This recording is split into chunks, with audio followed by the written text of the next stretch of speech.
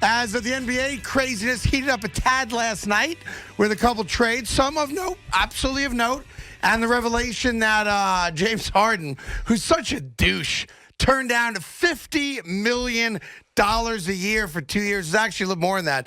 2 years, $103 million. And then, of course, the news that just happened within the last half hour, Theo Epstein leaving the Chicago Cubs.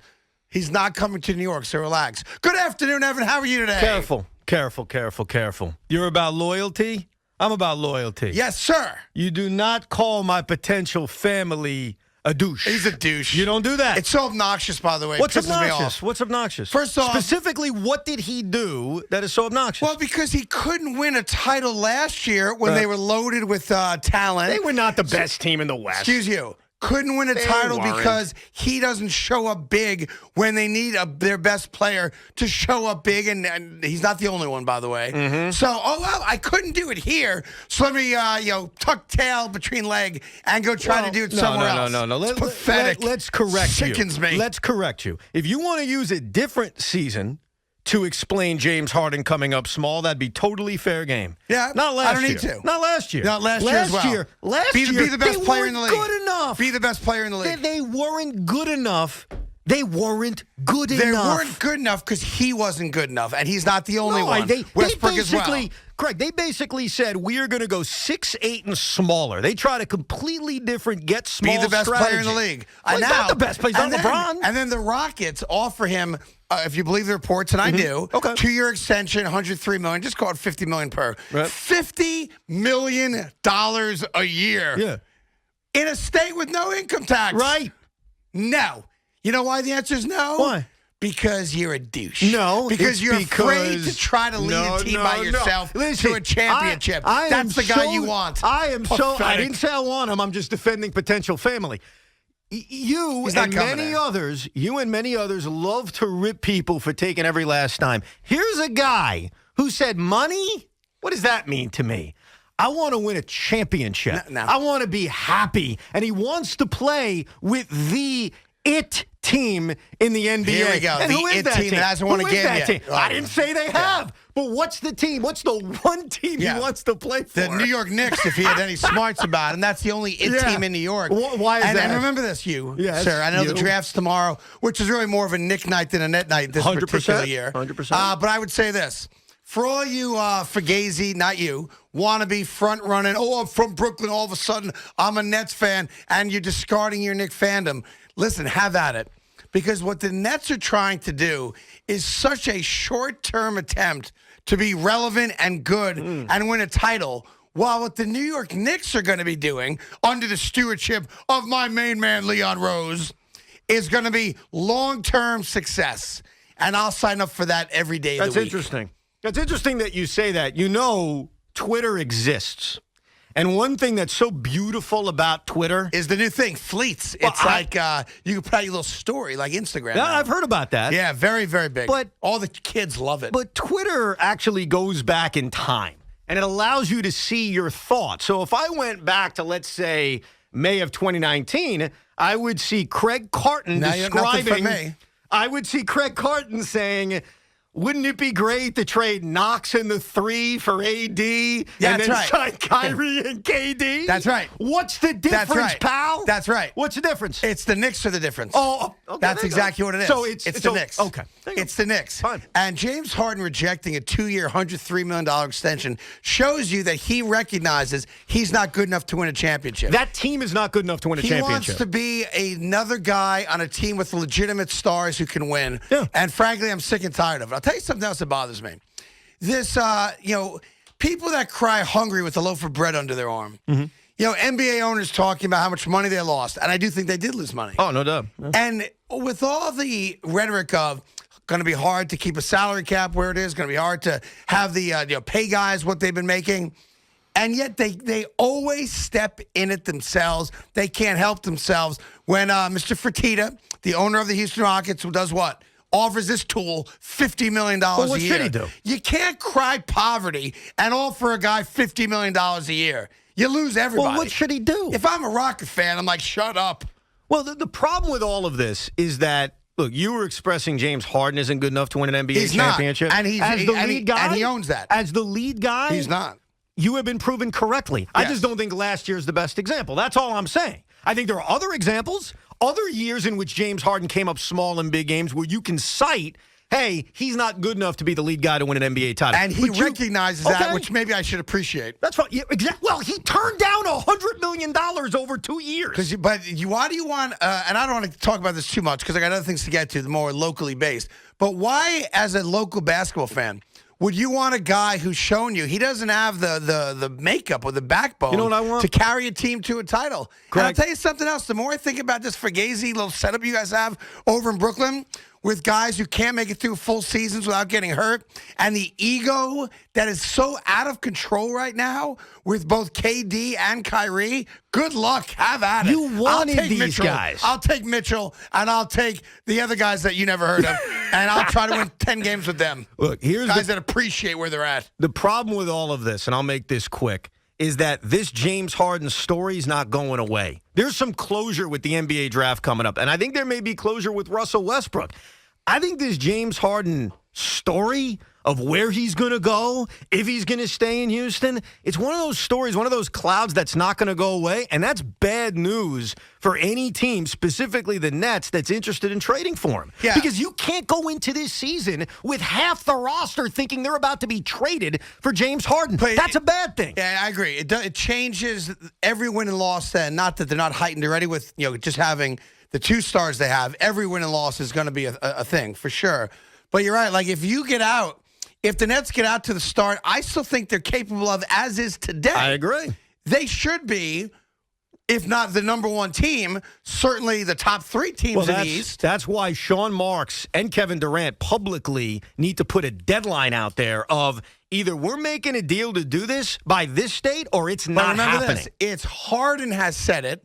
NBA insiders have said they've had some conversations, nothing with any real depth to it. Right. The Nets haven't come out and said, we're trying to make a deal for Harden. Of course not. Well, they can't. So the Nets can't say anything. The Nets have to at some point say, this is our squad. We think this squad is good enough to win. And here's the beauty of it. And I was thinking about this driving in today, and a huge smile, ear to ear, kind of like Jack Nicholson in the original Batman, the best Batman of all, when he turns into the Joker, right? After falling in the vat of acid. And then he goes, you know the whole movie, right? Yeah. And Prince does the soundtrack, and it's just phenomenal. And a big smile came across my fat face. Yeah. And you know what it was? I'm curious. It was that no matter how hard the Brooklyn Nets try in getting Durant and Kyrie, and now the talks for Harden, and it's like flavor of the month, and all signs point to Brooklyn, it appears, in the NBA right now. Like you said, you're the hot girl at the prom, Your right? team right now, baby. No matter, this is the joy I get in life now. Because I only see things positively now. So when I see the Nets making a legitimate run at NBA championship, and I'll tell you, as a basketball aficionado, the Nets have the goods today. Oh, thanks. To get to an NBA Finals and maybe win it. They're good enough today, if healthy. I believe that. That no matter how hard you guys try, you will never, and this is really pathetic, frankly, for the organization, you will never come close to the popularity or interest that New Yorkers have. This is in the New York Knicks. Do you remember, as bad as the Knicks are and have been? Yeah. We still are 100 to 1. Do you remember when it compared to the other fandom day, of your team? Do you remember the other day when you said to me, you asked incredulously, why do you dislike the New York Knicks? You asked me that. I can't understand why you would. That cute little statement that you just made is all the evidence you need. We own New York. That's as bad great. as we are, we own New York. All I care about is winning an NBA championship. That's all I care about. And I don't care if they're the most popular team. I don't care if they're 5 people care. It doesn't matter. You think Islander fans care how many Ranger fans are out there? You think Met fans care how many Yankee fans are out there? Yes, they do. All sensitive groups of people. You shouldn't care. You should not care. I don't, because I root for the team that owns New York. I'm good. I'm not good with the direction of my franchise for the last 20 years, but I happen to be, I root. Sometimes it's good to just be part of the mob. I'm a part of the mob. I like it. I'm glad. Enjoy it. Enjoy winning 17 games. Go ahead. Take your shots. Well, take your silly little shots. You're inviting me to take the shots. You know what's going to happen?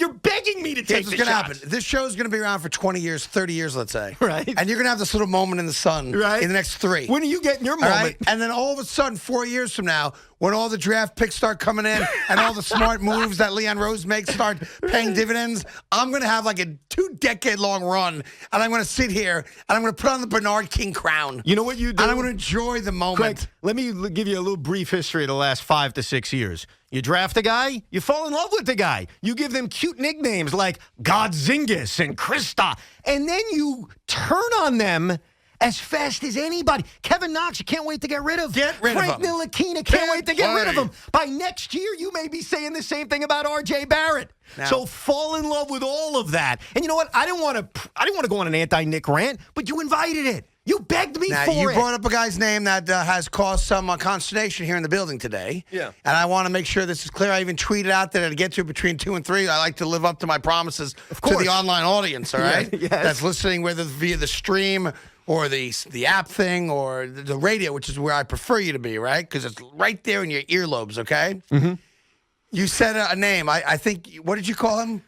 Porzingis? Kristaps Porzingis. Now, Kristaps Porzingis, who, as you know, is in Dallas. Yes. All right, another ridiculous decision. Could have missed the start of the year, by the way. Could have missed the start of the year because the knees are still banged up. Yep. But that is not an easy name to pronounce for all people that work in the sports broadcasting industry. All right, so at 5 o'clock this morning, was I listening to the fan? You betcha. You betcha I was. There you are. I don't turn it off unless I'm taking my kids to school, which I typically do between 6 and 10. But at 5, I'm awake. I'm making French toast and bacon. I'm getting the kids all ready for their day. And I'm not going to say the man's name because I know he's trying hard. And, it happens. Sometimes your tongue gets tied up and it happens. What'd you say his name is? Kristaps Porzingis. You're incorrect. Huh. You've been pronouncing it wrong for all these years. What am I messing up? Take a listen. Kristaps Porzingles will miss the start of the season. It's Porzinglesmith. I think I like Hit it that again? better. Kristaps Porzingles will miss Porzinglesmith. That's his name. Porzinglesmith. Kristaps Porzingles will miss the start of the season. John Jacob Porzinglesmith. One more time, Mac, if you don't mind. Kristaps Porzingles will miss. Porzinglesmith. See, you've had it wrong all this apologize. time. It's Kristaps Porzinglesmith. I think I like that better. And bingo, what's his name? Oh, all right, so we'll do the hoops with you, of course. The other big story, which is just breaking as we sit down here in the studio, is that Theo Epstein announced his retirement as president of the Chicago Cubs. So, of course, what do all the desperate, pathetic Met fans do? Immediately, oh, Uncle Stevie, we got to go get Theo Epstein. Make it happen. Craig, within 3 minutes of it happening, I'm at a red light. I tweeted at Uncle Steve Cohen. Yeah, guess what? Yeah. You're not getting Theo Epstein. Why the hell not? All right, because it would be, he wants ownership. By his own words. We don't know that. He said he wanted ownership. We don't know that. He wanted to take a year off, and he does want to return to baseball in an executive position. Okay. But the next thing that excites him is ownership. Why would Theo Epstein come to the Mets and answer to Sandy Alderson when he has just spent the last how many years being in charge of everything for the Chicago Cubs? Why? Two It reasons. makes no sense. 2 reasons. It's a demotion. 2 reasons. Number one, have you ever heard of a professional wrestler by the name of the $1 Million Man? I've heard Ted of him. DiBiase? I've heard of him, but no. Everybody's got a price. Let's start there. Okay. Steve can pay him whatever the hell he wants. Yes. And that matters. So let's put that to the side, though, because you don't buy that. He had a 5-year, they call it $19 million deal with the That's Cubs. nothing. Okay, so compared figure to what $3 Steve $4 could- million bucks a year. Okay, you don't think Steve Cohen could come in there and be like, you know what, $10 million a year? But he wouldn't. Why? Because the pay would not be commensurate with what the position is.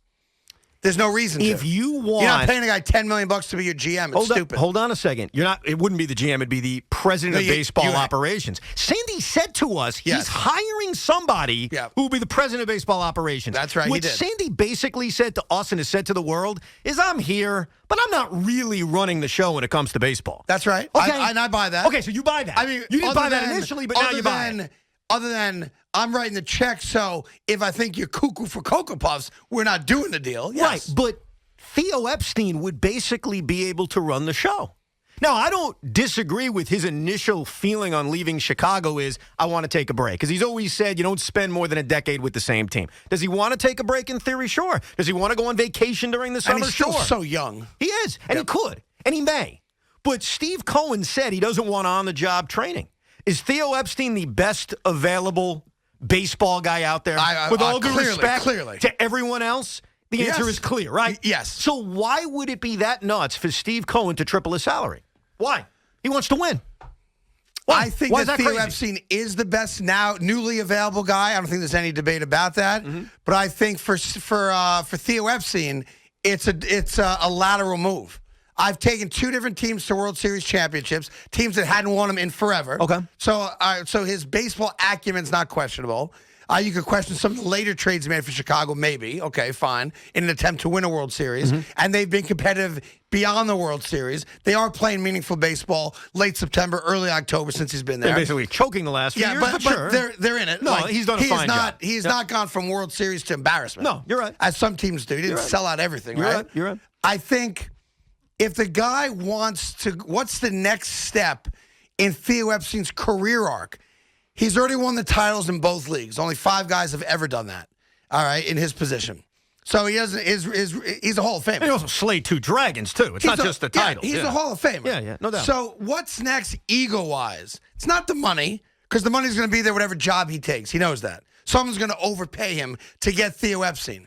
Why am I leaving Chicago, a team that is still close to winning a World Series? If it's just about money, Chicago can pay me the money. No, you're missing it. Right? So why do I want to go to New York? No. What's in it for me? I don't think right now he left Chicago. See, here's where maybe I got it wrong and a lot of Met fans got it wrong in the seconds that we saw the tweet of Theo leaving. He wasn't doing it because his plan right now is to come to Flushing. I think his plan is genuine to take a year off and then reevaluate things in a year. Which is why the Mets are not getting him right now. Well, hold on a second. I think all that's fair. But money can change a lot of things. And if Steve Cohen wants, of course it can. I think when you have money, money no longer changes. That's not true. When you're making $3.5 million a year, that's a ton. It's more than I've ever made. But if you can turn that and all of a sudden you're offered $9 million a year, did it not change Phil Jackson's plans to eventually come here to the Garden? You think he ever really wanted to work at the Garden? I don't believe that he wanted to. So why did he come here? 5 years, $60 million. Okay, thank you. Okay. Right. Guaranteed. Okay. Listen, so then, doesn't that just prove my point? No, or no? It doesn't. Because you can always take an outlier and a one-off and say that proves my point. You know what'll prove your point? If he does it. If he comes and takes the job. And I'll acknowledge that I'm wrong. But what's fascinating to me, and it's like Pavlov's dogs. Dogs. Where am I from? Boston. Because I went with the Pav, so the Pav became Dag. Pavlov's dogs. Yeah. That's what this is. What's wrong with that, though? And it's fascinating to me how sheep-like so many of you have become. You don't get it. Bah, you don't get it. Bah. You Theo's don't available. get it. Uncle Stevie's going to go get him. Come on, relax. Let me explain this to you, because I don't think you fully understand. It goes back to you guys think you're getting everybody. Well, yes. You're okay, not. Now you get it. We have been so accustomed to getting nothing. We have been so drilled into you're losers, you're the Mets, you can't get anything. We're owned by the Wilpons. It's a whole new universe now. And I'm not saying Theo's going to take the job. I'm not saying George Springer's going to sign here. I'm not saying any of that. But the Mets are in the game for everybody, and it's okay for Met fans to dream about everybody because they have an owner who's got more money than God. That's right. And they have an owner who wants to win. So how dare you? Yep. Bad enough you're insulting all 30 Net fans. But now you're going after Met fans for actually dreaming? Why the hell not? Because why not? Someone's got to be the adult in the room. Someone's got to be a realist. Someone's got to be objective. You are not getting everybody just because you want everybody. I didn't say they're getting everybody. I said it's okay to dream about that. Because the Mets are in play now. And they've never been in play for everybody like this. At least they haven't in a long time, if I want to be fair. If I may say this. You can say whatever the hell you want. May not be true. And I'm going to say this knowing that it's hurtful to someone, and I don't mean it to be. Uh-oh. But it's the only way for me to make the point. Who are you going to be hurtful to? To Sandy Alderson. Okay. And I don't mean to because I happen to like Sandy. Go ahead. But the only way for me to make this point clear to you and all you knuckleheads out there is by bringing up Sandy Alderson. The Moneybags owner, the guy worth $14 billion, who could buy anything and, in theory, anyone for his franchise. The first decision he made was to bring back a 70-year-old executive who didn't pan out his first time through New York. How did he not pan out? They won the pennant. Did you win? With a shoestring payroll, they won the pennant. And that's nonsense. It was not a shoestring payroll. It was middle of the pack. Did you get Cespedes when you wanted him? Great. Well, great. So you got him. One example, were they a top 5 payroll? With a payroll that fits the market that they're in. No. How could you say he But wasn't successful? It was not a shoestring budget, and Sandy left here under the cloud of Met fans' negativity. Hold on a second. Don't act like you didn't. You apologized to him. Did Sandy leave Met fans with Jeff McNeil? With Pete Alonso? I'm not saying it was all bad. Well, how could I'm you say he was a saying failure? He when wasn't a failure. Sandy left, you guys were thrilled when Sandy left. So what? That doesn't mean we were right. That doesn't mean we You were can't right. have it both ways. Of course you can. He brought back a 70-year-old executive who didn't get it done the first time. Okay, why did he bring back the 70-year-old executive? Because it smoothed his way into getting the vote from the other owners. Okay, so then what's the issue? I don't understand your problem. The issue is you guys think he's going to get everyone. The first guy he got is a retread. The first and guy. I say that, I hate saying that because it pains me personally How's he a to retread? say that. He won in He Oakland. was here. He won a pennant with the Mets. He hasn't won a World Series in 31 years. Okay, so that makes him a retread? That makes him a Yes. loser? Yes. That makes him this lousy hire? And again, he brought him in just to make sure the sale would go through. And again, I'm not saying the Mets are getting Don't everybody. say he's not a retread. By definition, he is. Well, retread He's been an executive for 30 years without winning a World Series. What?